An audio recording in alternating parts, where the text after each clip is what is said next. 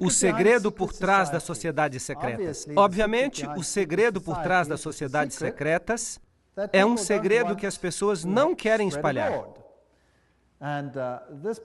Esse tópico particular é tão sério que eu não me aventurarei a dizer nada, ou pouco. Em vez disso, eu vou deixar a história e as citações falarem por elas mesmas. Talvez seja tedioso ouvir citação após citação, mas o fato é que dessa maneira não sou eu que estou dizendo. É o fato histórico sendo colocado diante de vocês, para que vocês então decidam por vocês mesmos se o quebra-cabeças faz sentido ou não. Apocalipse 17:4. Achava-se a mulher vestida de púrpura e de escarlata, adornada de ouro, de pedras preciosas e de pérolas, tendo na mão um cálice de ouro, transbordante de abominações, e com as imundícias da sua prostituição. Há apenas uma única igreja no mundo inteiro que usa uma mulher com uma taça, e essa é a Igreja Romana. Aqui está a cidade do Vaticano. E aqui está uma mulher segurando uma taça. E ela é chamada Fides em todos os documentos. Fides. Agora, o que isso significa? Bem, vamos a uma boa fonte maçônica. Albert G. Mackay, o Manual da Cabana. Era um maçom de grau 33. E vai ficar claro o que isso significa. Ele diz: a mão direita tem em todas as eras sido considerada o emblema da fidelidade. E nossos antigos irmãos adoravam a divindade sob o nome de Fides, ou fidelidade, que era às vezes representada pelas duas mãos direitas unidas, e às vezes por duas figuras humanas, segurando-se mutuamente pelas mãos direitas. Numa foi o primeiro que erigiu o altar a Fides, sob o qual o nome da deusa dos juramentos e da honestidade era adorada. Então significa honestidade e fidelidade, mas é também o nome de uma divindade feminina. Agora, Apocalipse 17:5 chama essa instituição de a mãe das prostitutas. E Apocalipse 18:7, ela diz: eu me sento como rainha, eu não sou uma viúva, eu não lamentarei. Então ela pode ter perdido filhos durante a reforma, mas ela vai consegui-los de volta. Isaías 47:8, eu sou e não há nenhum além de mim, eu nunca serei uma viúva ou sofrerei a perda de filhos. Ela vai controlar o mundo em um sentido espiritual. É isso que o poder diz. Agora, é interessante que o Vaticano recentemente, em 5 de setembro de 2000, publicou o Dominus Iesus. Ela diz: as outras igrejas não são nossas irmãs. O Vaticano insiste. Deve sempre ficar claro que a única igreja santa, católica e apostólica universal não é a irmã, mas a mãe de todas as igrejas. O cardeal Ratzinger disse que ele é o cabeça da Inquisição. Eles não chamam mais de Inquisição. Eles agora chamam de a Congregação para a Doutrina e Fé. Mas é a mesma coisa. Ainda funciona no mesmo edifício. Agora, ela não é a irmã, mas a mãe de todas as igrejas. Isso quer dizer que todas as outras igrejas se sujeitam a ela, certo ou errado? É isso que ela diz. Em Apocalipse 13, 1-2, está escrito que o dragão lhe deu seu poder e seu assento e grande autoridade. Que declaração! Uau! O dragão lhe deu poder? Em outras palavras, esse poder vem de outra fonte. Mas, será que o catolicismo não prega o cristianismo? Sim, ele prega. Será que ele não prega Jesus Cristo como Salvador do mundo? Sim, ele prega. Mas ele também prega a mediação através de outros mecanismos e através da igreja. Agora, é interessante que nas sociedades secretas há sempre duas doutrinas. Uma para os iniciados e outra para os goyim, os não iniciados. E os cavaleiros templários tinham duas doutrinas. Uma era a doutrina interna, oculta, esotérica. E a outra era a exotérica. Essa doutrina externa era o catolicismo. Por isso as massas receberam uma religião que os internos viraram de ponta cabeça. Entre os internos do ocultismo, Lúcifer é o verdadeiro filho de Deus. Jesus é um segundo filho que foi derrotado pelo primeiro, que foi expulso. Portanto, Lúcifer é o verdadeiro luminário, o vencedor da batalha. E ele receberá adoração no final do tempo. Essa sempre foi a doutrina da Cabala. Sempre foi a doutrina do gnosticismo. Mas é claro, não é o que a Bíblia ensina. Mas então o catolicismo não ensina o que a Bíblia ensina. Apocalipse 17, 12 a 14 fala: os 10 chifres que viste são os 10 reis que ainda não receberam um reino, mas que por uma hora receberão autoridade como reis juntamente com a besta. Eles têm um propósito e darão seu poder e autoridade à besta. Eles farão guerra contra o Cordeiro. Mas o Cordeiro os vencerá, porque ele é o Senhor dos senhores, o Rei dos reis. E com ele estarão que são chamados escolhidos e fiéis. Agora, hoje, vamos tratar de todo o capítulo 17. Mas os reinos do mundo, aqui representados por estes 10, darão seu poder ao sistema, assim como na Idade Média, e aplicarão a doutrina ao mundo inteiro. Muito interessante. Isso será a besta que sai do abismo sem fim. Agora, Gary H.K., em seu livro A Rota para a Ocupação Global, escreve assim: as antigas religiões de mistério vêm de Babilônia. E elas eram panteístas, é claro. Isso significa que Deus está na natureza. Deus está em tudo. O que, de fato, nos faz deuses também. Isso foi inculcado na Cabala, tomado na era cristã pelo que é chamado de gnosticismo. E os cavaleiros templários eram o centro interior secreto que tinha o conhecimento antigo dos místicos. Isso foi levado até o Rosa Cruz, a maçonaria e os Illuminati, que, de acordo com Gary K., controla o marxismo, as sociedades secretas americanas e as sociedades políticas, o sistema bancário internacional e o Concílio Mundial de Igrejas. Agora, isso é muito estranho. Será que o Concílio Mundial de Igrejas é controlado pela maçonaria? Vamos examinar isso com detalhes. E é claro, temos ainda o movimento da Nova Era, as sociedades teosóficas e todas essas coisas controladas pelo mecanismo para anular e esvaziar a doutrina da salvação em Cristo somente. Essa será a batalha final. E para alcançar isso, esta mulher se escondeu e se disfarçou em roupas cristãs. E as pessoas recebem a doutrina Goyim e não sabem qual é a doutrina interna. Essa é completamente diferente. Bem, se lermos 1 Crônicas 16, 26, pois todos os deuses dos povos são ídolos, mas o Senhor fez os céus. Isso nos informa que a idolatria é algo que vem da terra.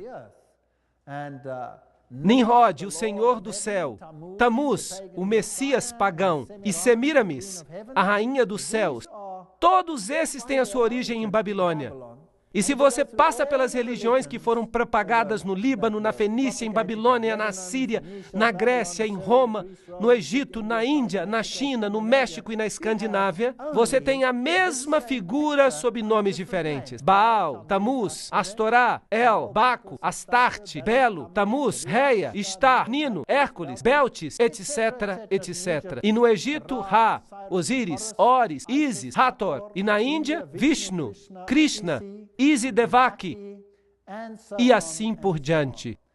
Agora, o romanismo, a Igreja Católica, tomou essa trindade e transformou-a no Pai, na Mãe e no Filho, que significa que eles devem elevar a Mãe ao ponto da divindade. E veremos como eles fizeram isso, e que estão fazendo isso com a sanção do Papa.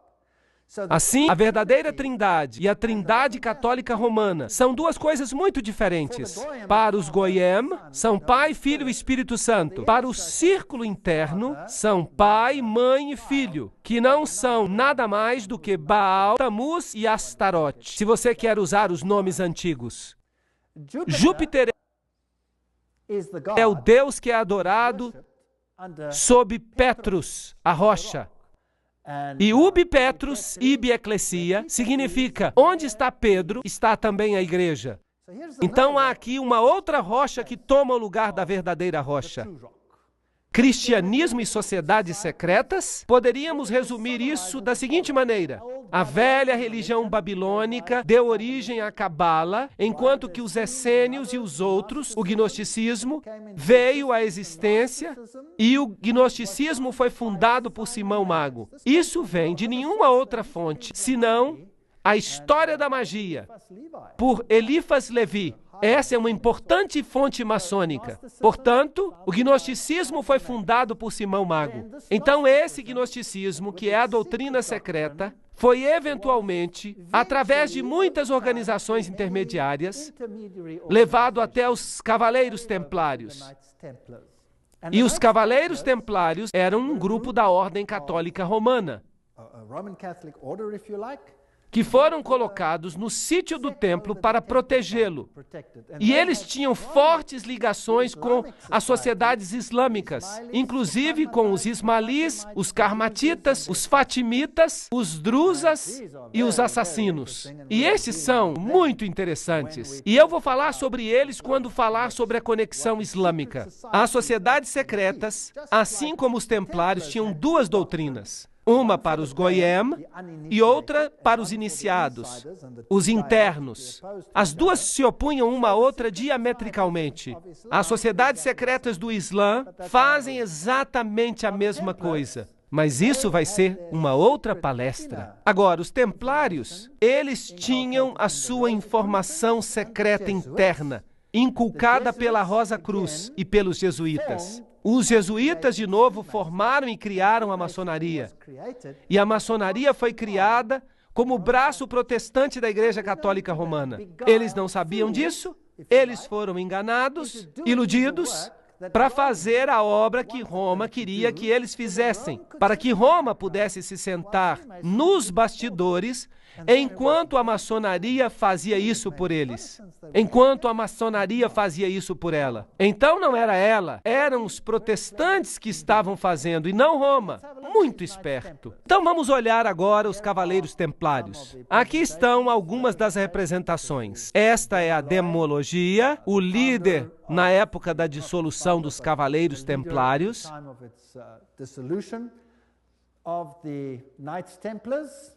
Era assim que se vestiam. Esse é um dos seus símbolos. E é um símbolo usado para muitas igrejas hoje. Sabiam disso? Muitas igrejas carismáticas usam esse símbolo. Isso é fascinante. Os testemunhas de Jeová usam esse símbolo também. Vou dar uma outra palestra sobre isso. Agora vamos olhar o que o Sr. Webster, no livro Sociedades Secretas e Movimentos Subversivos, tem a dizer sobre os templários. Nós não vamos ler tudo isso, mas se você tem o vídeo, você pode parar e ler a citação. No ano 1118, 19 anos depois do fim da Primeira Cruzada, com a derrota dos muçulmanos, a captura de Antioquia e Jerusalém. Esses grupos foram fundados e foram eventualmente estabelecidos como templários. E então receberam de presente uma casa perto do sítio do Templo de Salomão. Por isso se chamam Cavaleiros Templários. Eles se tornaram uma ordem muito poderosa e famosa que controlava as finanças do mundo. Eles eram uma elite bancária, se você preferir. E então, no ano 1128, a ordem foi sancionada pelo Concílio de Troy e pelo Papa. Era uma ordem católica romana dentro da igreja. Agora, alguns anos mais tarde, em 13 de outubro de 1307, essa ordem foi oficialmente terminada pelo rei da França, porque este havia descoberto o que eles estavam fazendo. O rei da França, Philippe le Bel, prendeu os templários, data de sexta-feira 13, outubro de 1307. E desde esse dia, a sexta-feira 13 é um dia de azar para o mundo todo.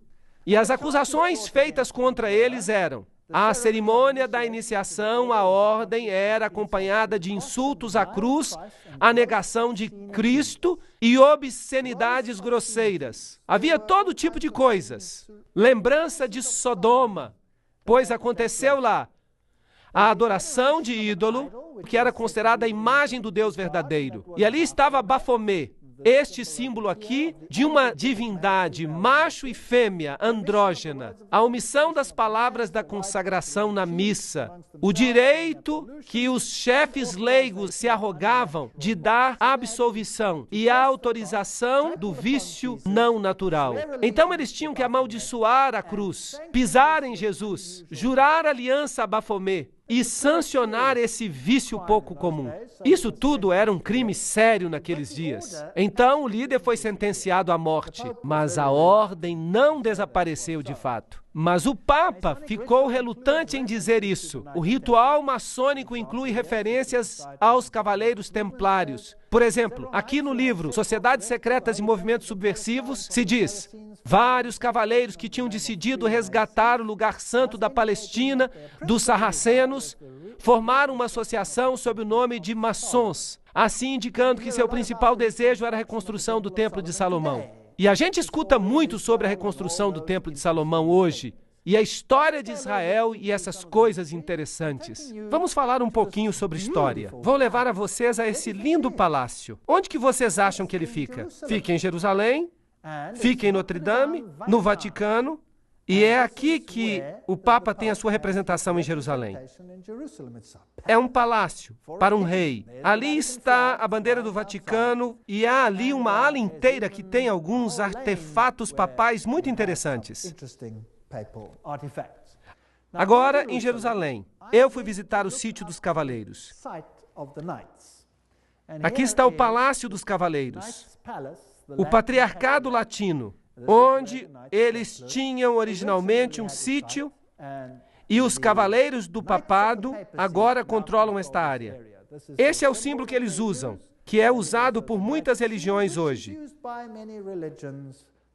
A Igreja Rema usa esse símbolo, por exemplo. Os guerreiros eternos, esse é o símbolo que eles usam. Ali beijam o anel do patriarca.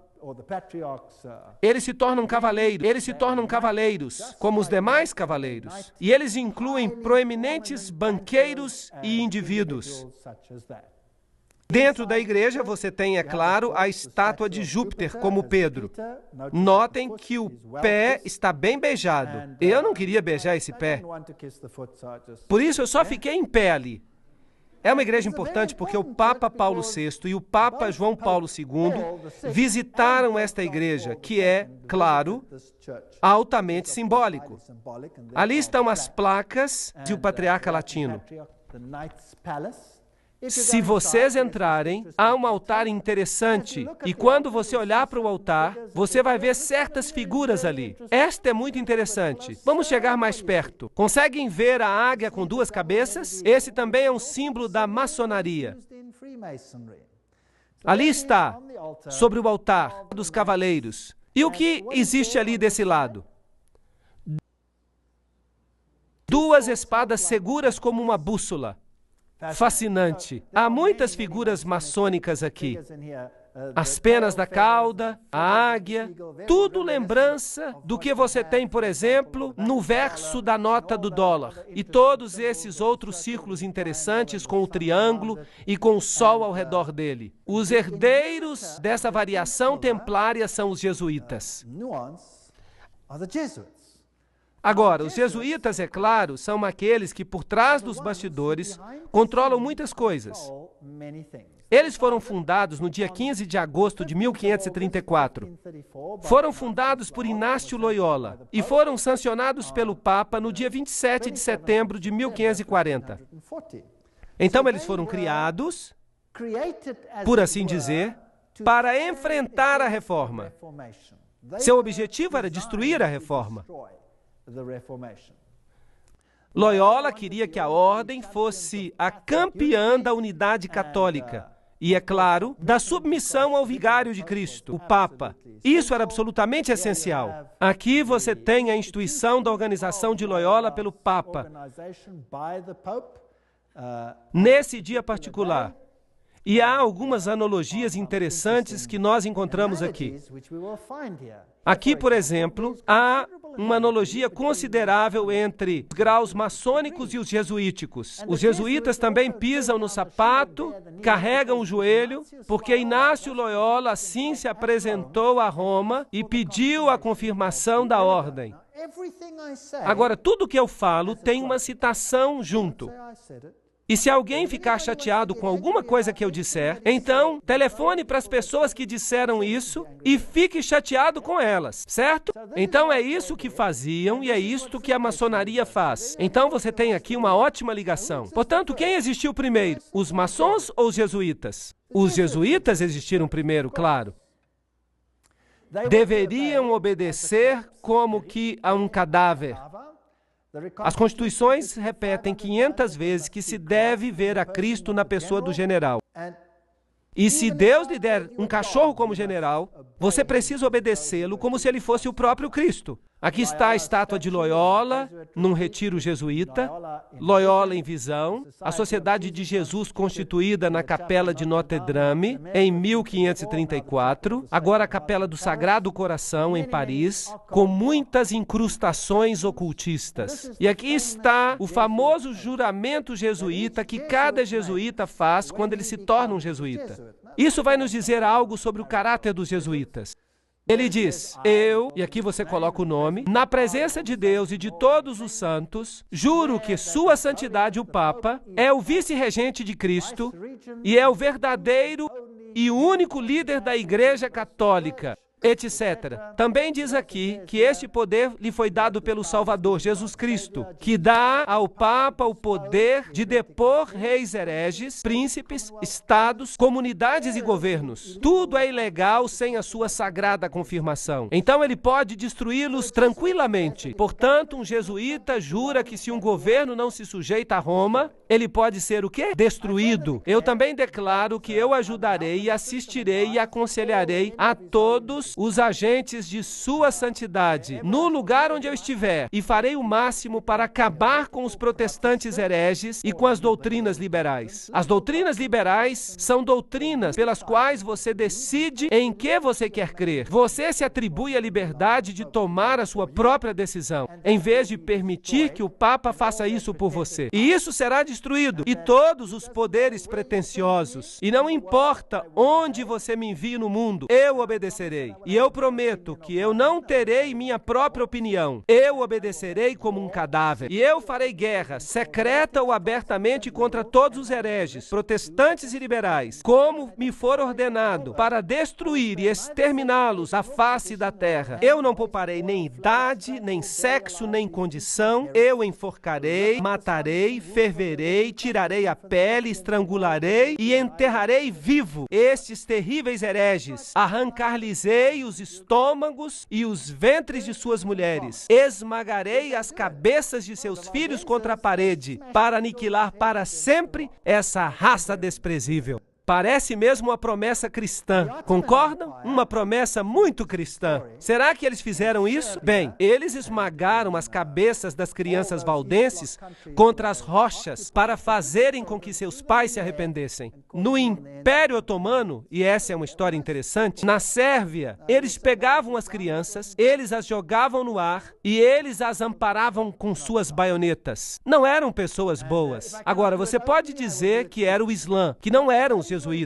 Podemos debater isso. Falaremos sobre isso em outro momento. E o juramento diz que se eles não puderem fazer isso abertamente, eles farão em segredo. É isso que um jesuíta jura. Esta é a famosa Universidade Pontifícia Gregoriana aqui em Roma, a mais prestigiosa universidade católica do mundo. Os jesuítas, em todas as suas sedes, têm essas figuras nas cavernas. Agora, no paganismo, todas as deidades saem de cavernas e têm as letras IHR HS, que realmente significam Isis, Horus, Set, isto é, a trindade egípcia. Claro que eles dizem que significa Jesus Hominum Salvator, Jesus o Salvador dos homens, mas não, significa IHS, e seu símbolo é o triângulo com o olho que vê tudo, representando essa divindade. Eles também usam o pilar, ou a estela, se você prefere. Eles têm o símbolo com o triângulo e o olho. O círculo interior, que é também o símbolo usado no movimento da Nova Era. Nós já vimos que Gary K. diz que a maçonaria controla o movimento da Nova Era e que os jesuítas controlam a maçonaria, ou a criaram. Esta é a Universidade dos Jesuítas em Praga.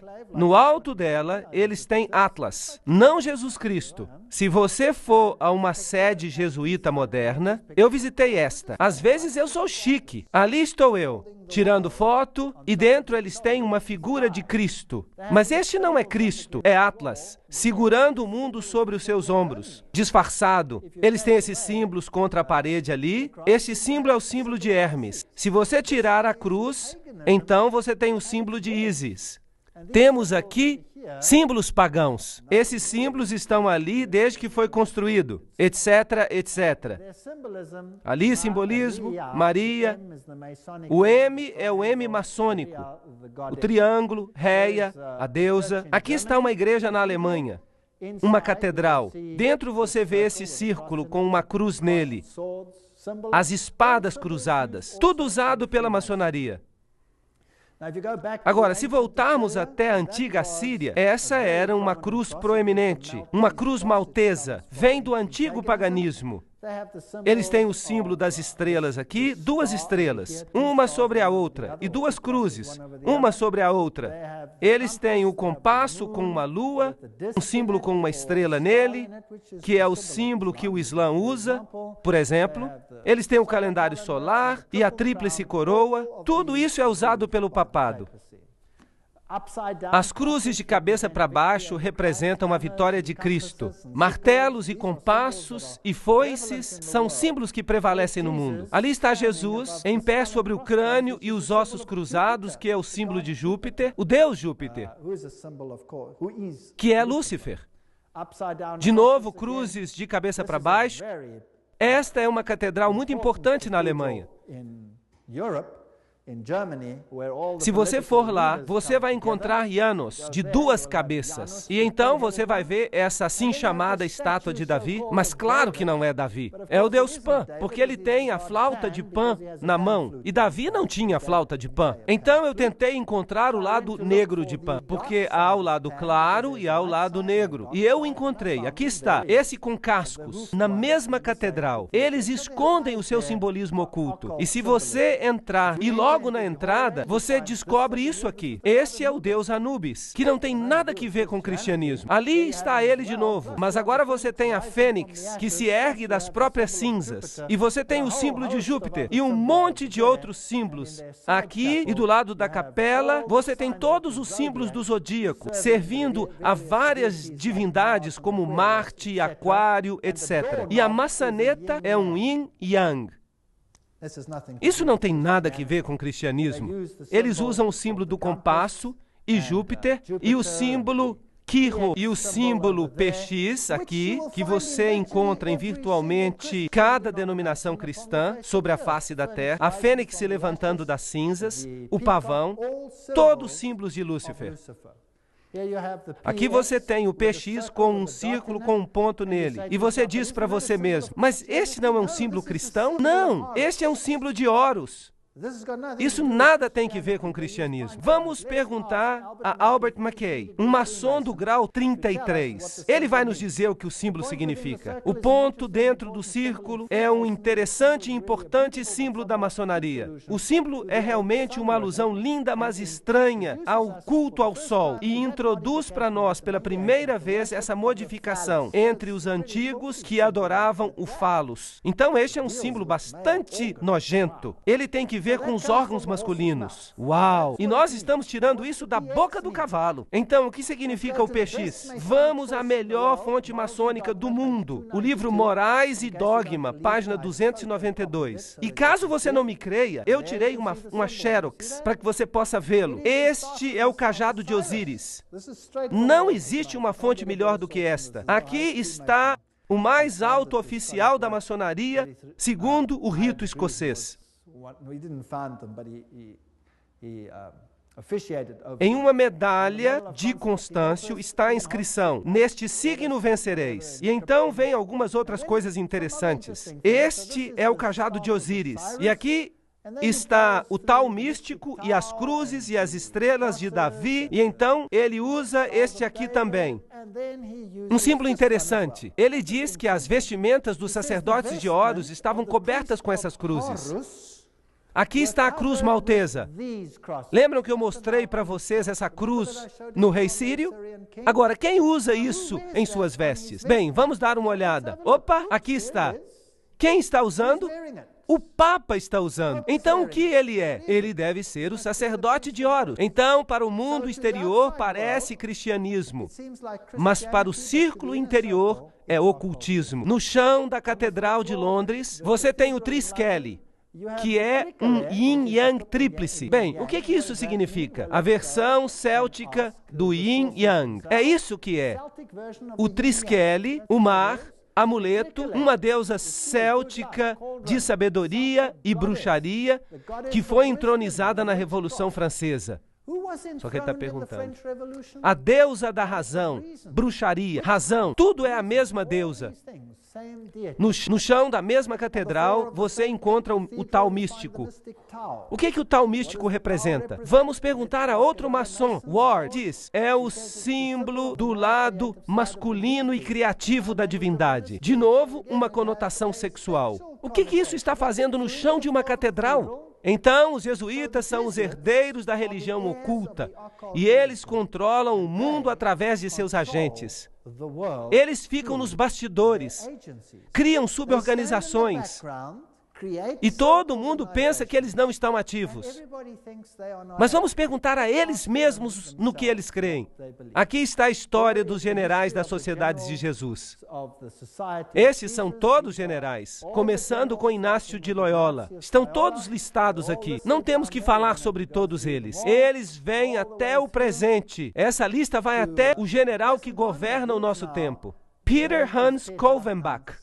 Um nome bastante alemão. É interessante que os alemães são muito prominentes nisso. Peter Hans Kolvenbach é o cabeça dos jesuítas. O cardeal Ratzinger, outro alemão, é o cabeça da Inquisição. Eles parecem estar bem no controle.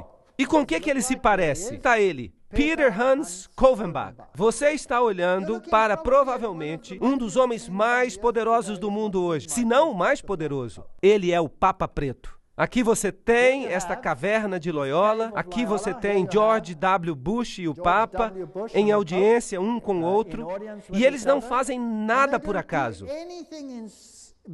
Eles estão exatamente debaixo desta figura que eu mostrei para vocês, onde Loyola recebe sua comissão do Papa.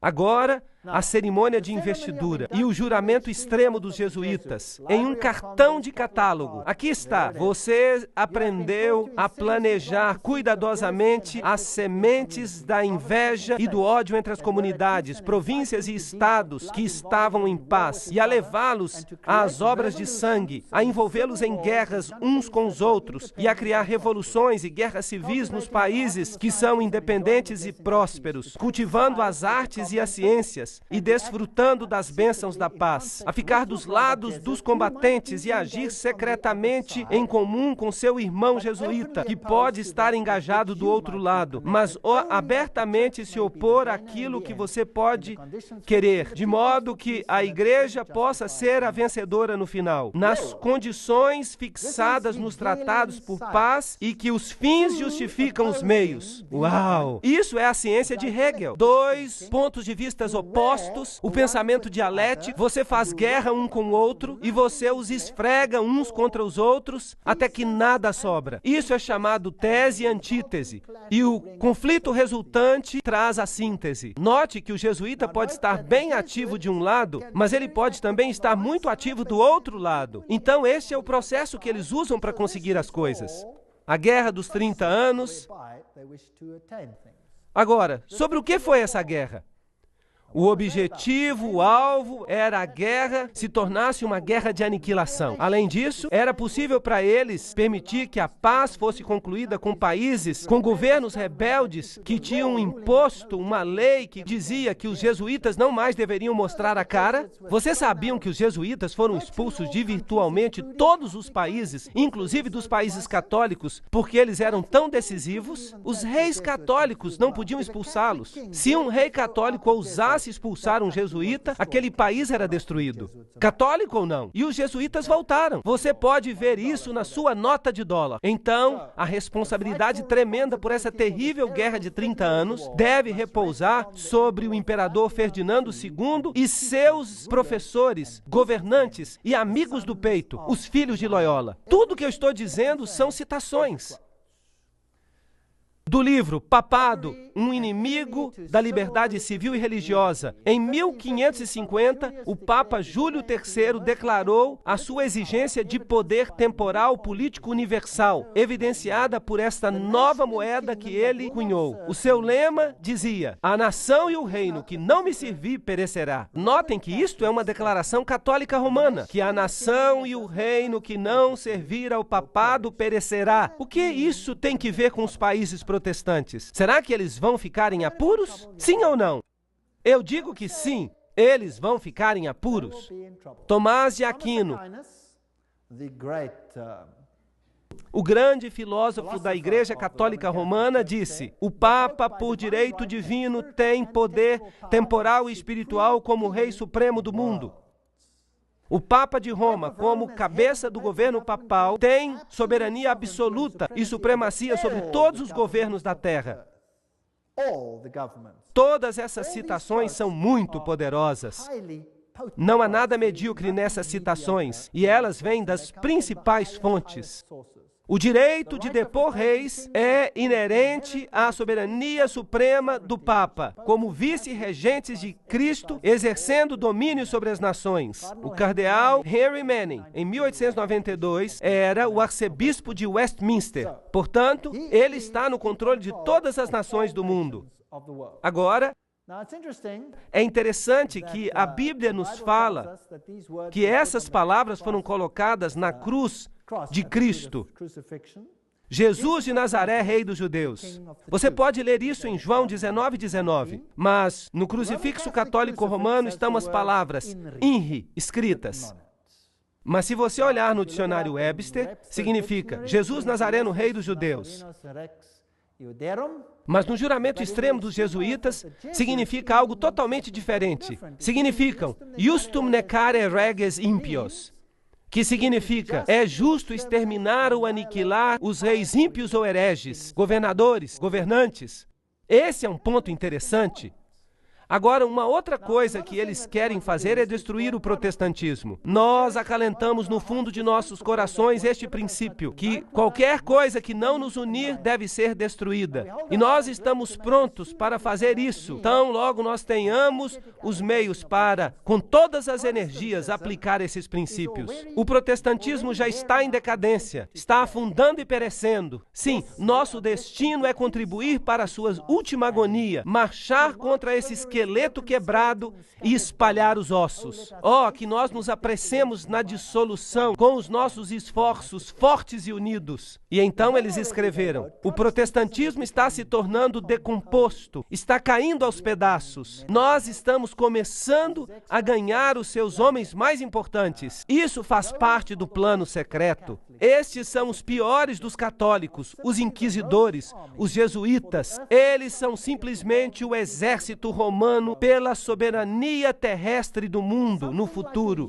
quando o pontífice de Roma será o imperador. Será como um feudalismo universal e eles serão os mestres. Isso está sendo planejado. Isso é o que representa. Eles talvez nem acreditem em Deus. Do livro Os Irmãos Karamazov. Tudo isso são citações. O general dos jesuítas insiste em ser o mestre, o soberano dos soberanos. Onde quer que os jesuítas entrem, eles serão os mestres, custe o que custar. Sua sociedade é, por natureza, ditatorial e, portanto, ela é o inimigo irreconciliável de toda autoridade constituída. Do livro 50 anos da Igreja de Roma, escrito pelo padre Chiniquy. O próprio Inácio Loyola diz: o poder do general será sem limites. Tudo o que ele achar necessário para honrar a Deus, ele terá mesmo poder de mandar voltar ou mandar em outras direções aqueles que vêm diretamente dos papas. Então esta é uma ordem poderosa. Friedrich von Hardenberg disse: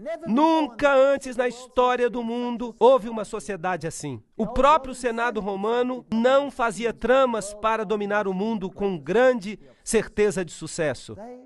Eles querem o domínio mundial com um Papa entronizado como único governante.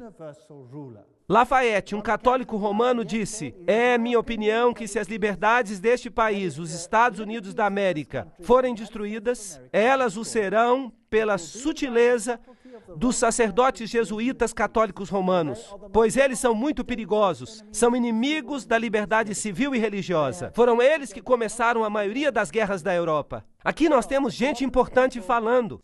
Morse, o inventor do código Morse, ele disse: e quem são esses agentes? Eles são, na maior parte, jesuítas, uma ordem eclesiástica proverbial no mundo por sua duplicidade e total falta de escrúpulos morais. Uma ordem tão habilidosa nas artes do engano que mesmo nos países católicos, na própria Itália, essa ordem se tornou intolerável e todas as pessoas querem eliminá-la. Esse é outro homem importante. O arquiduque Maximiliano Francis disse: eles penetraram tão insidiosamente nas cortes e nas intrigas dos estados que eles devem, com justiça, ser reprovados por tentarem alcançar o domínio mundial. E nós podíamos continuar aqui, mas esta é uma citação importante. Aqui está Michelangelo Tamburini, o general dos jesuítas, falando ao Duque de Brancas: meu senhor, desta sala eu governo não apenas Paris, mas China. Não apenas a China, mas o mundo inteiro, sem ninguém ficar sabendo que eu governo. Interessante. É isso que os próprios jesuítas dizem. O confessor do Papa tem que ser um jesuíta. O próprio Papa tem que vir a um jesuíta para confessar. E tudo que eu estou falando são citações. Esta aqui é de João Batista Janssens. Ele governou de 1946 a 1964. Ele parece um elegante cavalheiro, muito alegre.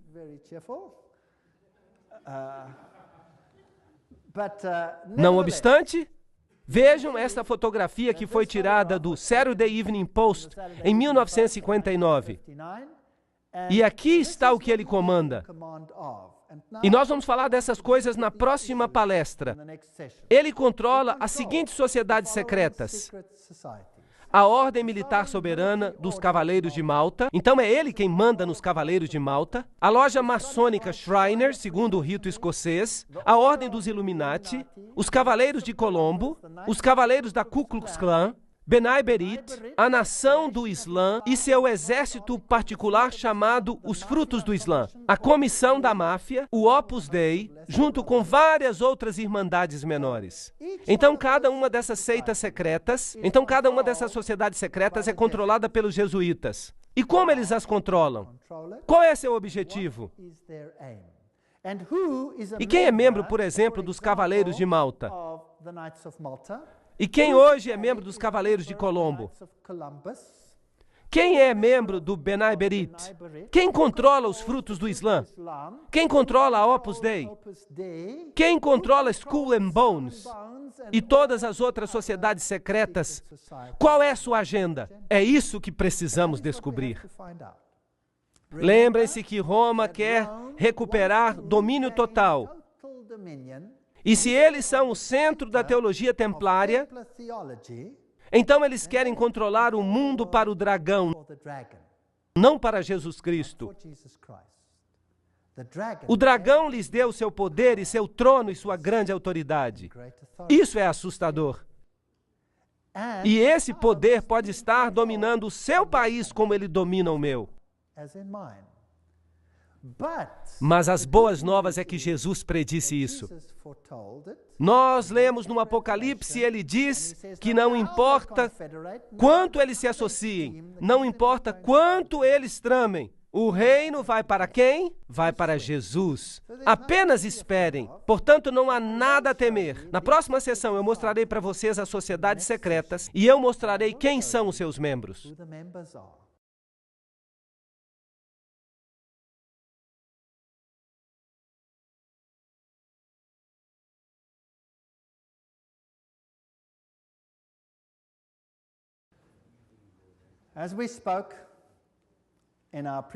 Como falamos na sessão anterior, este é João Batista Jansen, um dos maiores generais da Sociedade de Jesus.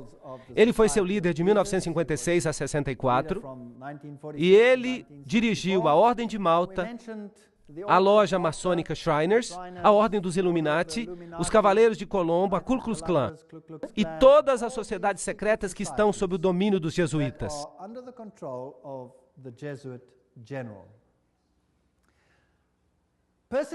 A perseguição à Igreja Católica na Alemanha foi dirigida apenas contra os elementos que não se submeteram inteiramente à centralização crescente da autoridade na Igreja e no Estado. Então, às vezes, parece que até os católicos estão sofrendo. Mas somente os grupos católicos que não estão totalmente submissos a este sistema serão subjugados. Algumas ordens católicas de fato se opunham aos jesuítas. Elas foram exterminadas, foram eliminadas. Na Revolução Francesa, os dominicanos tomaram a Inquisição dos jesuítas, mas eles foram eliminados e os jesuítas a recuperaram. Seu objetivo era e ainda é destruir os efeitos da reforma e reestabelecer o Sacro Império Romano da nação alemã. Uma grande Alemanha, em outras palavras, deve se tornar o centro do Sacro Império Romano ressuscitado. Leo H. Lerman, 1942, um historiador americano, disse isso. É fascinante que o presidente da Rússia, ou um presidente da Rússia, melhor dizendo, e muitos líderes políticos receberam a garantia que a Alemanha desempenhará um papel importante na nova Europa de hoje. Não é também fascinante que foi um padre jesuíta, o padre Stempfel, e não Hitler que escreveu Minha Luta? De fato, você pode lê-lo, próprio livro Minha Luta. Agora, a SS usava este símbolo do crânio e dos ossos cruzados. Que isso era símbolo? Vocês se lembram? Era o símbolo de Júpiter, o deus da morte. Era também o símbolo de Osíris, que era o deus da morte. Anubis era simplesmente uma outra forma de Osíris. Ele era o deus da morte. Ele é o deus dos mortos. Mas Jesus disse, eu sou o Deus dos vivos. Eu não sou o Deus dos mortos, eu prefiro servir ao Deus dos vivos. A SS foi organizada por Himmler, de acordo com os princípios da Ordem dos Jesuítas. Os serviços e exercícios espirituais prescritos por Inácio de Loyola constituíram um modelo que Himmler tentou cuidadosamente copiar. A obediência absoluta era a regra suprema. Toda a ordem tinha que ser executada sem hesitação. Cada comentário que eu estou lendo vem de uma fonte confiável. De novo, naquele ótimo livro, O Grande Conflito, nós lemos sobre os jesuítas. Por toda a cristandade, o protestantismo foi ameaçado por inimigos formidáveis. Os primeiros triunfos da reforma no passado fizeram com que Roma reunisse novas forças, na esperança de realizar a sua destruição. Nessa época, a ordem dos jesuítas foi criada. Notem o que esta citação está dizendo. O poder mais cruel e inescrupuloso de todos os campeões do Papa. Eles se separam de todo laço terrestre, de todo interesse humano, estão mortos para a afeição natural, para a razão, para a consciência, inteiramente silenciados, não conhecem nenhuma restrição, a não ser as da sua ordem, e nenhuma obrigação, a não ser estender o seu poder. Nós não precisamos ler a citação toda. Percebemos que o que eles queriam era destruir o protestantismo. A ordem dos jesuítas, portanto, representa a corporificação de um sistema que busca domínio político e temporal. E sobre o mundo inteiro. Você pode me dizer, a China não se sujeitará. Bem, nós já lemos uma citação pelo general jesuíta em que ele disse que ele controla a China. Quem controla o comunismo? Os jesuítas o criaram e, portanto, eles o controlam. Eles praticaram isso na América do Sul. Eles praticaram e o instituíram ali. Muito interessante. Este é o conde von Hohenbrüch. Em 1911, um nobre alemão e ex-jesuíta que diz essa mesma coisa. Qual é o objetivo, então, dos jesuítas? De acordo com eles, eles só buscam a maior glória de Deus. Mas se você fizer um exame, você vai descobrir que o seu objetivo é o domínio mundial. São eles que dominam o mundo. Uma citação após a outra. Além disso, o Papa tem milhares de agentes secretos no mundo inteiro. Eles incluem os jesuítas e os cavaleiros de Colombo, os cavaleiros de Malta, Opus Dei e outros. O Serviço Secreto do Vaticano e seus agentes de campo não ficam em segundo lugar para ninguém. Mesmo Dave Hunt, o historiador batista americano, diz isso. Então vamos dar uma olhada em algumas dessas instituições. Vamos começar pela maçonaria. O livro The Grand Design Exposed diz: a verdade é, os jesuítas de Roma aperfeiçoaram a maçonaria para que ela se tornasse a mais eficiente e magnífica ferramenta, realizando seus propósitos entre os protestantes. Agora, certamente os membros da maçonaria devem eles mesmos estar enganados. Se eles vissem isso, eles não fariam isso, certo? Bem, de fato, a ordem está sendo usada e eles mesmos estão sendo enganados. E só nos altos escalões da hierarquia da ordem, os escolhidos é que sabem. E eles são controlados pelos jesuítas de Roma. Muito esperto, para obrigar o protestantismo a fazer o que você não pode fazer abertamente, porque o próprio protestantismo disse que você é o anticristo. Então, tudo isso é interessante. Este é um castelo templário e uma igreja na ilha de Maiorca, na Espanha, e ali, de novo, você tem a águia de cabeça dupla, e você pode ir a qualquer igreja naquela ilha, e você vai ver a águia de cabeça dupla nos altares dessas igrejas. Como eu já disse, Adam Weishaupt foi o fundador do jacobinismo, e ele é também o fundador dos Illuminati. De uma faculdade jesuíta em Ingolstadt, saiu uma seita conhecida como os Illuminati da Bavária, fundada por Adam Weishaupt. Seu fundador nominal, contudo, parece ter desempenhado um papel subordinado, embora conspícuo na organização da seita. Vejam vocês, eles usam fachadas. Agora, aqui estão dois generais jesuítas. Este é o general Ritchie e este é o general Ledochowski. E muito interessante, este aqui, 1773 a 1814, governou durante a supressão da ordem. Agora, notem que foi o próprio Vaticano que suprimiu os jesuítas de 1773 a 1814. O que aconteceu com o Vaticano naquela época? Ele recebeu a ferida mortal, foi levado para o exílio e morreu. Não está certo? Então, quem deu a ferida mortal ao papado? Foi a própria ordem da igreja. Foi uma luta pelo poder. E ele criou nessa época os Illuminati. Foram criados por Weishaupt.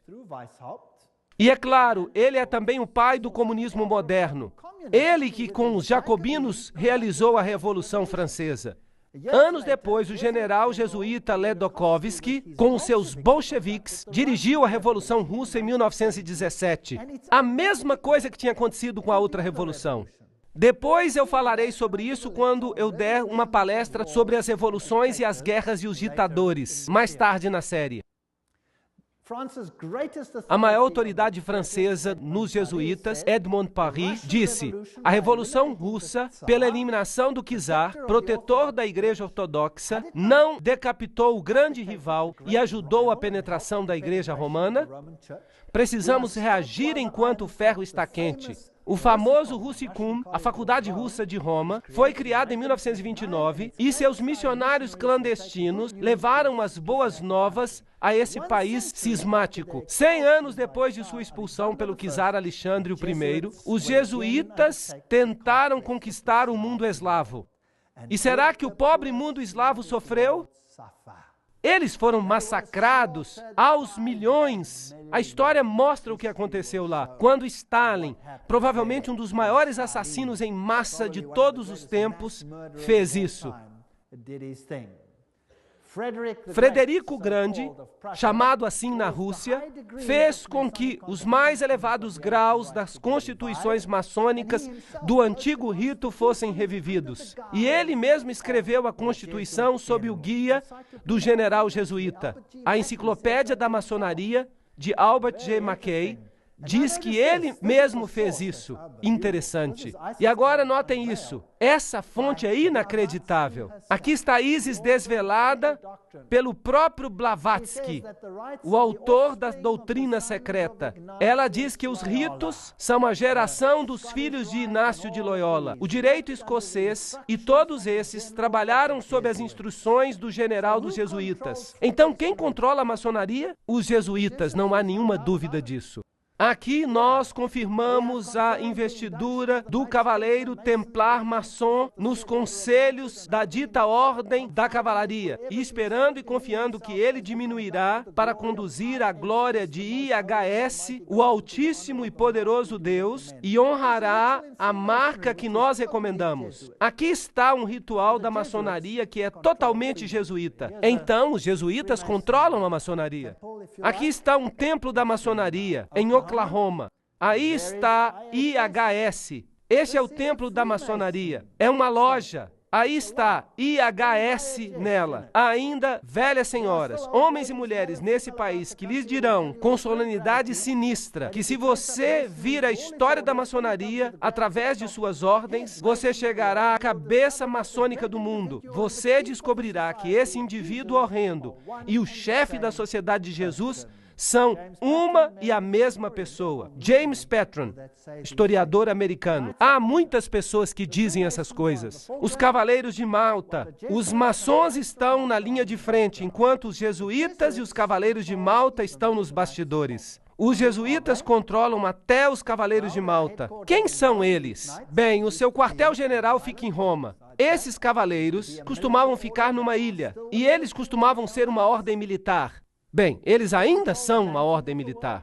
Eles são cavaleiros. Eles controlam o sistema bancário do mundo, a indústria dos complexos militares do mundo. Eles supervisionam o banco Chase Manhattan, com todas as suas filiais. Eles governam todos os serviços secretos, a KGB, a CIA, todas essas coisas procuram restaurar a idade das trevas. Tudo que eu estou dizendo é citação. Eu não estou falando nada de mim. Não me acuse de dizer nada. Eu só estou lendo. Quem são eles? Bem, aqui está o cabeça dos Cavaleiros de Malta nos Estados Unidos. Bem, agora ele está morto. Este é Francis Joseph, o cardeal Spellman, cardeal de Nova York. E o seu quartel-general é a Catedral de São Patrício, a Diocese de Nova York. Ali há vários.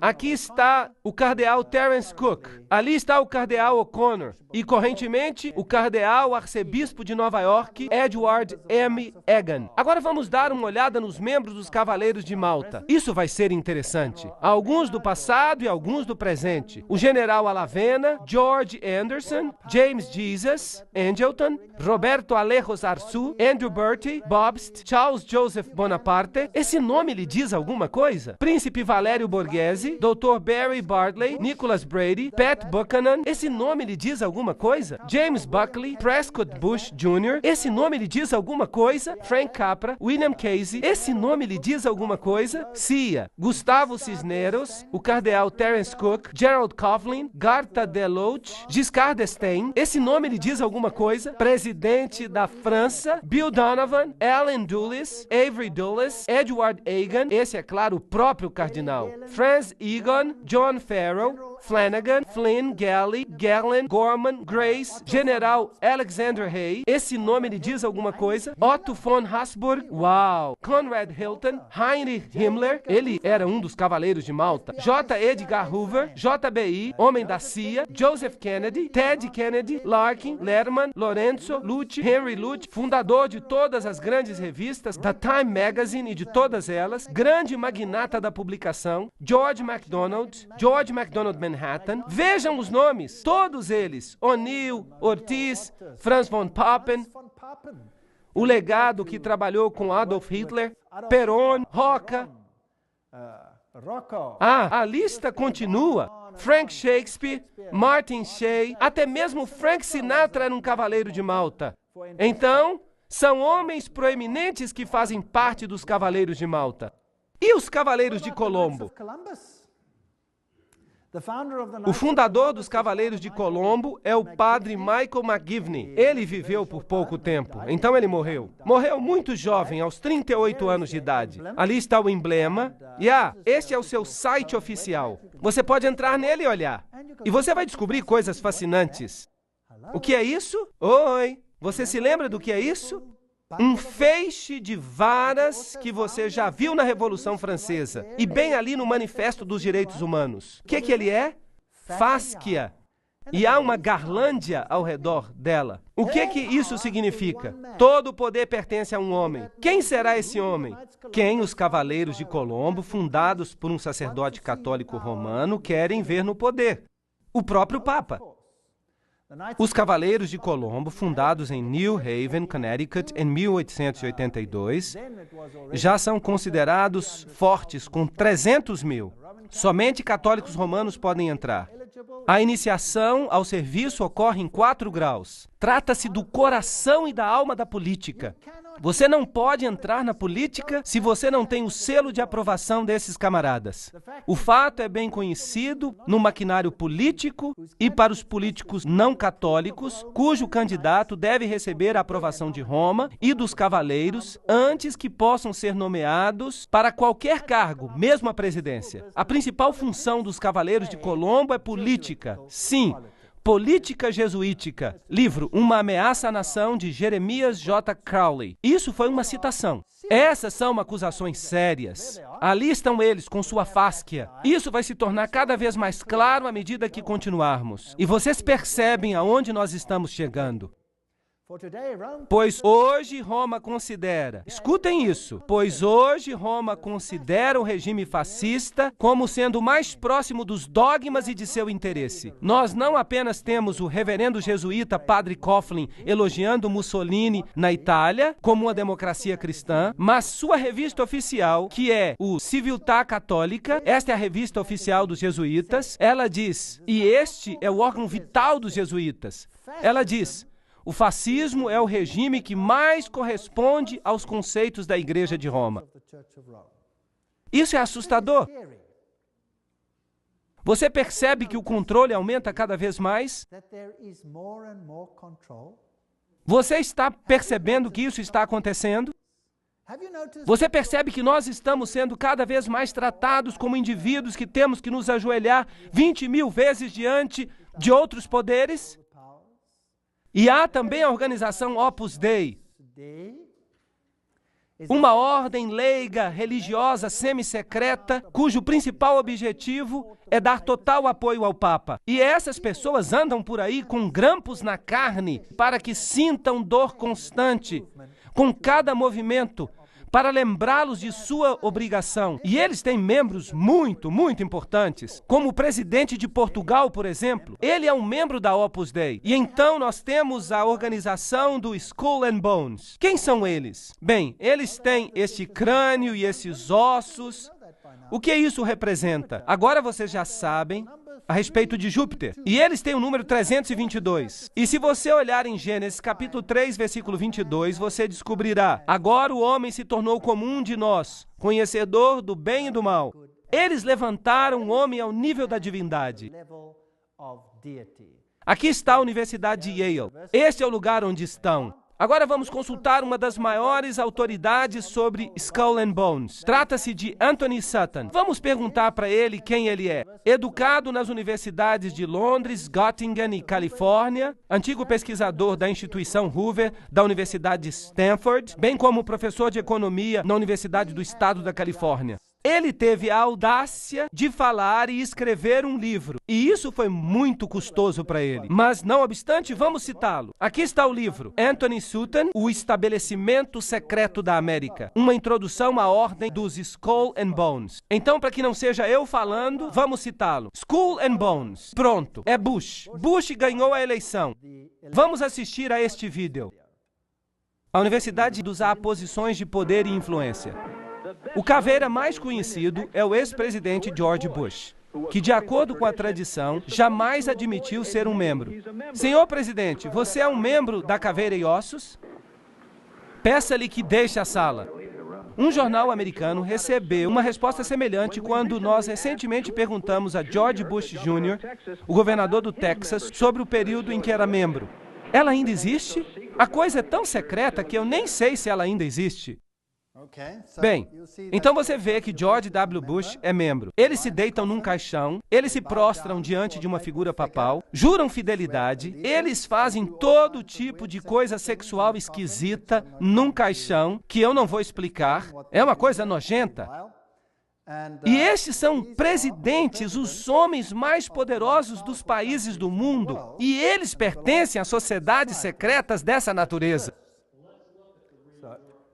Bem, nós logo vamos ter uma eleição. E aqui está um jornal alemão, Financial Times, Alemanha, fevereiro de 2004. Ele confirma que Kerry, o líder da oposição, que vai concorrer contra George W. Bush, também é membro da Caveira e Ossos.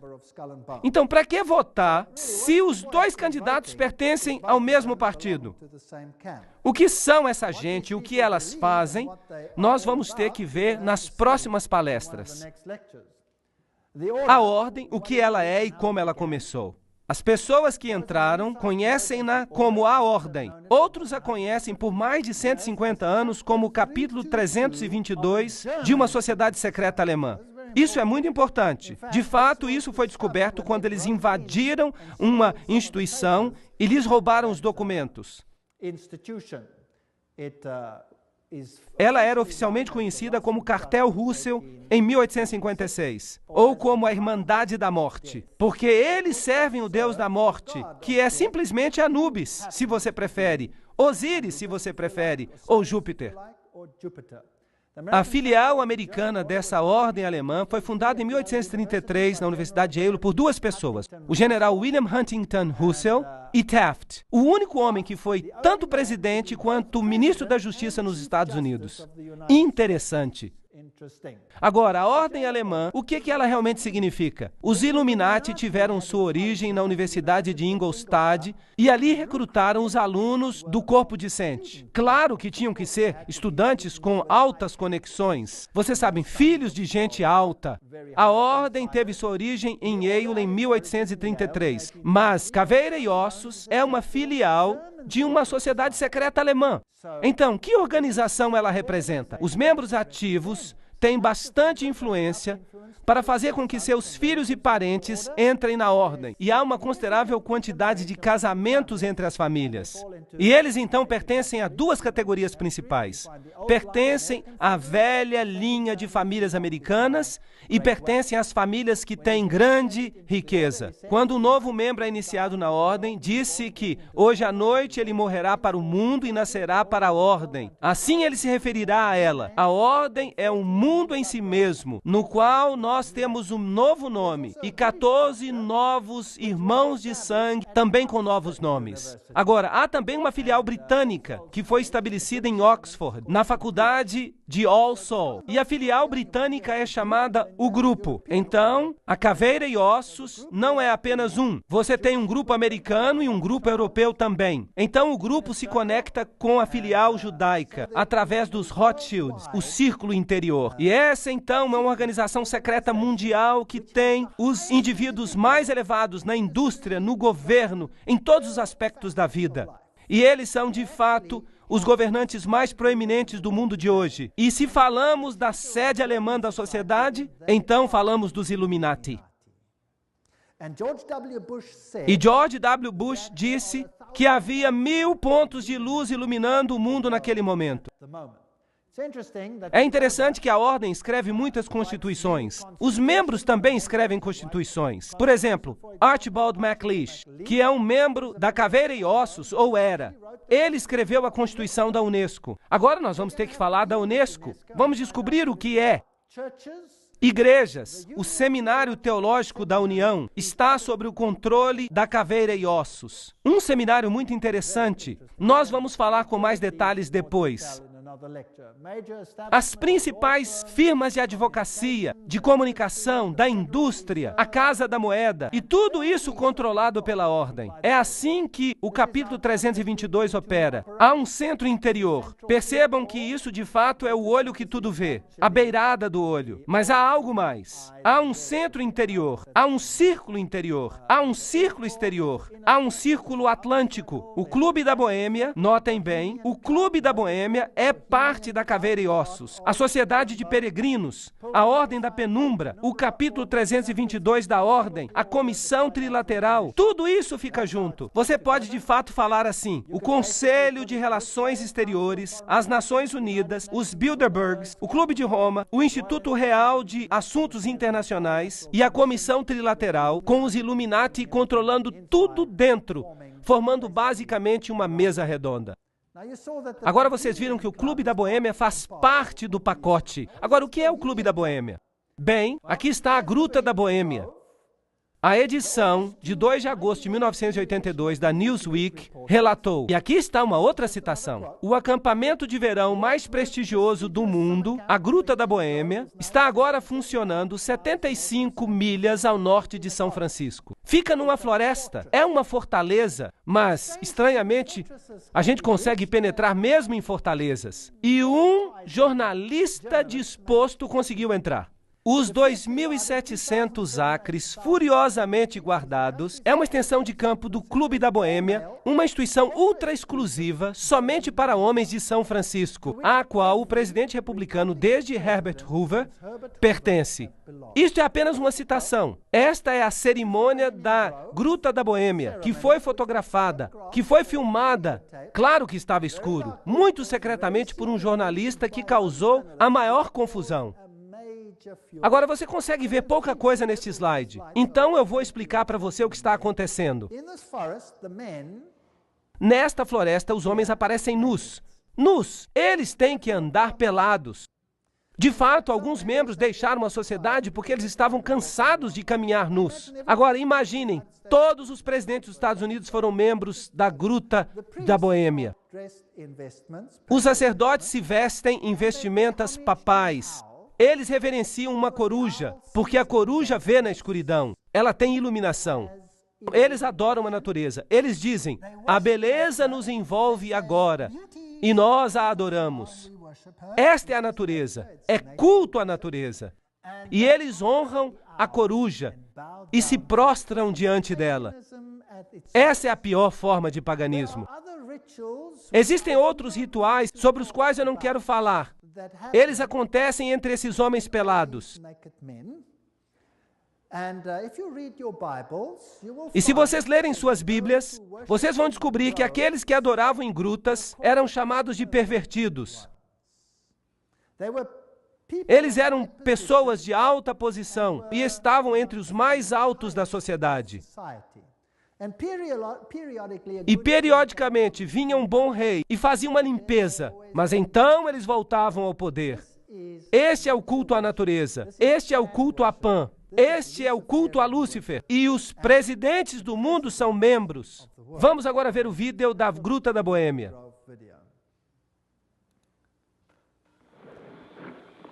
Ali estão as vestimentas papais, a coruja nesse templo de folhas. Que todos dentro da gruta o reverenciem, que ergam as cabeças, as árvores, e sejam levantadas para sempre. Pois eis que aqui está o templo da Boêmia, as santas colunas desta casa. Ali está a coruja. Ó, a beleza é eterna, e nós nos prostramos diante da beleza eterna. Pois nós buscamos uma felicidade duradoura, e ela nos envolve agora. A grande natureza, o refúgio do coração cansado. Nós nos prostramos apenas diante de ti, grande natureza. Ela é sempre fiel. Os amigos podem nos falhar, por isso precisamos nos aproximar como filhos. Criancinhas que sempre creem, que nunca duvidam da sua beleza e da sua fé. Sacerdotes da Boêmia, o nosso fogo funeral aguarda o seu cuidado. Príncipes de toda a sabedoria mortal, coruja da Boêmia, nós te imploramos, concede-nos o teu conselho. Coruja da Boêmia, concede-nos o teu conselho.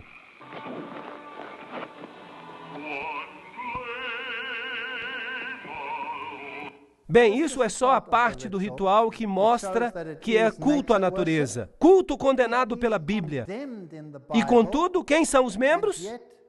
Vamos continuar. Este é um artigo em Mother Jones, de 18 de agosto de 1981, volume 6, página 28, e relata quem são os membros proeminentes. Por exemplo, George P. Schultz, Stephen Batchel, Gerald Ford, Henry Kissinger, William Buckley. Você pode imaginar todos eles andando pelados e adorando uma estúpida coruja? Isso não é patético? Fred Hartley, Griffin, Haywood, Coors, Teller, Ronald Reagan, Clausen, George Bush, William French Smith, etc., etc., etc. É patético. Modus operandi da ordem. As atividades da ordem são dirigidas para a mudança da nossa sociedade, para a mudança do mundo, para trazer ao mundo uma nova ordem. Esta será uma ordem planejada que restringirá a liberdade individual. Isso é fascismo. E eu lhes mostrarei as encíclicas papais que vão fazer os seus cabelos se arrepiarem com respeito às coisas que vão acontecer ao mundo. E acreditem em mim, eu moro num país onde isso está sendo implementado. Você pode ver isso acontecendo todo dia. É assustador. Mas você não precisa ter medo do que está acontecendo. Se você sabe por que está acontecendo, você não vai se desesperar. Mas há milhares que estão atirando na própria cabeça porque não conseguem mais tolerar isso. 4.000 fazendeiros expulsos de sua terra, assassinados apenas no meu país. Perderam tudo, perderam a esperança, atiraram em suas próprias cabeças, exterminaram suas famílias inteiras, porque é melhor para elas morrerem do que viverem com isso. E vocês sabem o quê? Você dá uma palestra como esta e você mostra o que está nos bastidores e você sabe o que acontece? Eles se enchem de esperança, porque eles percebem que não é uma coisa que eles não compreendem. Uma vez que eles começam a entender a figura total, eles recebem esperança e eles dizem, uau! Então nós estamos mesmo no fim, porque isso é apenas o sinal de que Jesus está voltando. Haverá um reino melhor. Entreguemos as nossas vidas a Jesus Cristo, porque este mundo nada tem a oferecer. E eles então têm esperança. Então, eles eram negativistas, mas eles ouvem uma palestra assim, por exemplo, e isso tem um efeito positivo, impressionante nos países onde essas coisas estão sendo implementadas atualmente. Nenhuma constituição vai proteger você contra isso. Eles controlam a educação. Eu mostrarei isso a você nas próximas palestras. Controlam o dinheiro, a lei, a política, a economia, a história, a psicologia, a filantropia, a medicina, a religião, a mídia. Nada escapa ao seu controle. E lembrem-se, eles não pertencem nem à esquerda nem à direita. Eles controlam os partidos da direita e os partidos da esquerda. Controlam os dois, é o princípio de Hegel. É a lógica de Hegel. Lembrem-se que tanto Marx quanto Hitler, os extremos de esquerda e direita, são apresentados como inimigos, mas eles evolveram do mesmo sistema filosófico, o sistema de Hegel.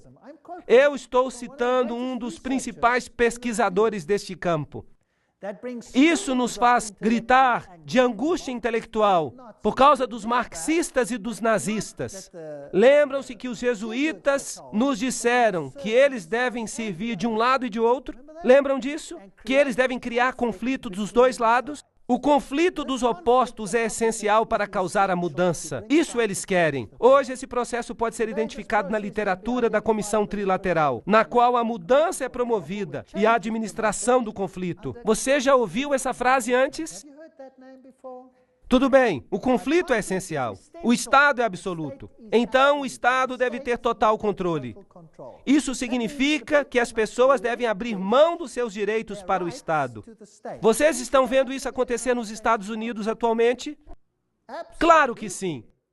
Então, o Estado pede completa obediência. Um indivíduo não existe para si mesmo, nesses assim chamados sistemas orgânicos, mas somente para desempenhar um papel na operação do Estado. É isso que acontece também sob o nazismo. Tanto Hegel quanto Kant são filósofos por trás desse sistema.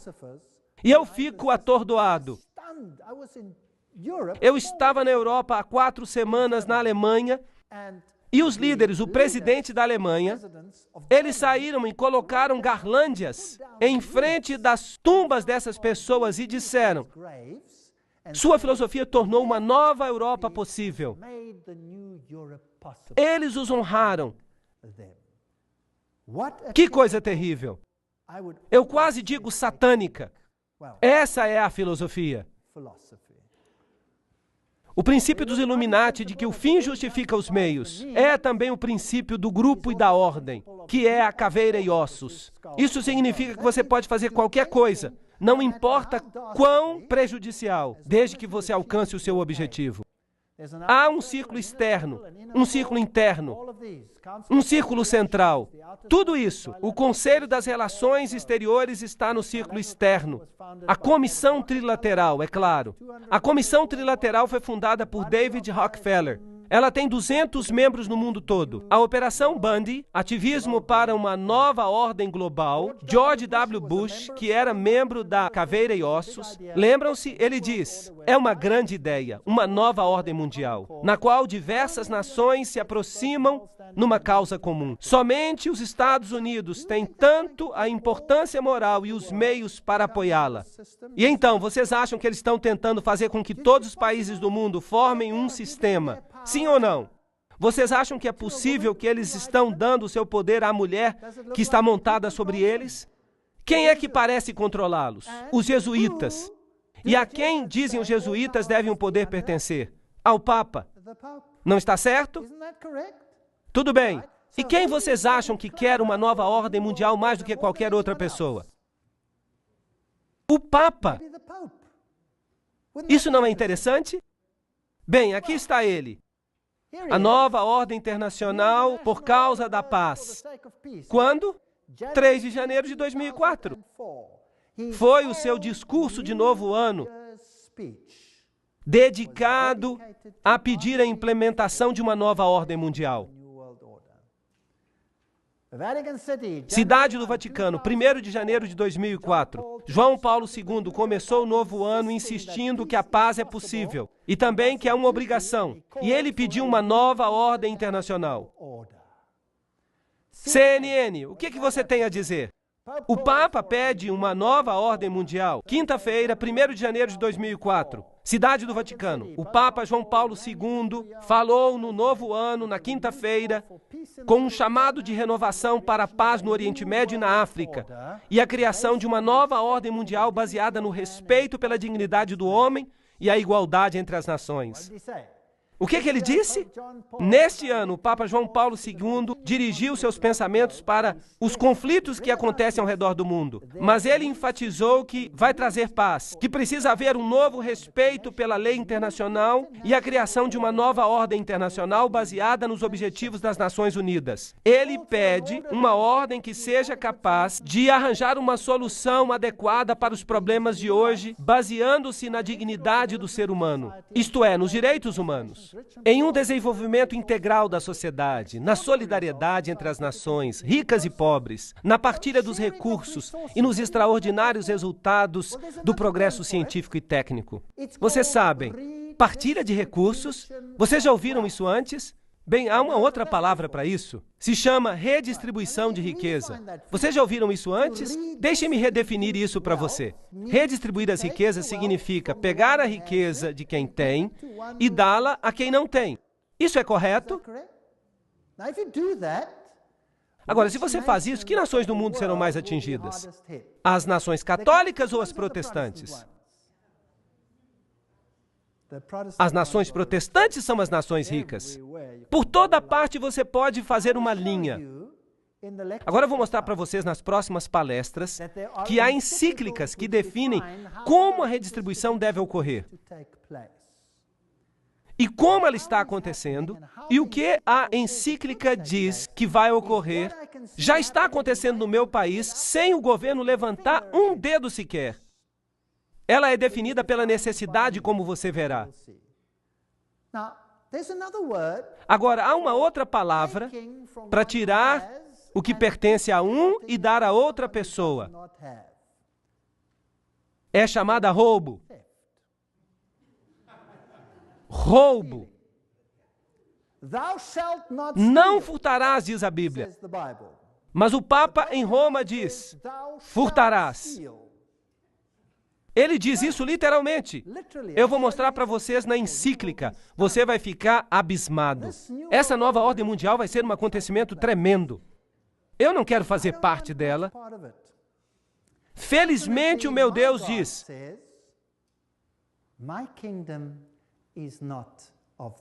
o meu reino não é deste mundo. Se fosse, eles lutariam por mim. Mas não é deste mundo. O meu reino é lá de cima. Você deve colocar os seus tesouros lá. Você deve colocar o seu coração lá. E porque eu vivo onde eu vivo, eu consegui me libertar daquilo que eu ganhei. Porque eu sei que ele não significa nada. Vocês sabiam que no meu país, se você sair de férias e você se demorar, quando você voltar, a sua casa já está ocupada e você não pode expulsar os invasores, mesmo que a casa seja sua. Vocês sabiam disso? Porque eles necessitam, portanto, eles têm o direito de invadir, mesmo que não seja deles. Isso não é piada, isso é fato. É assustador, mas quem se importa?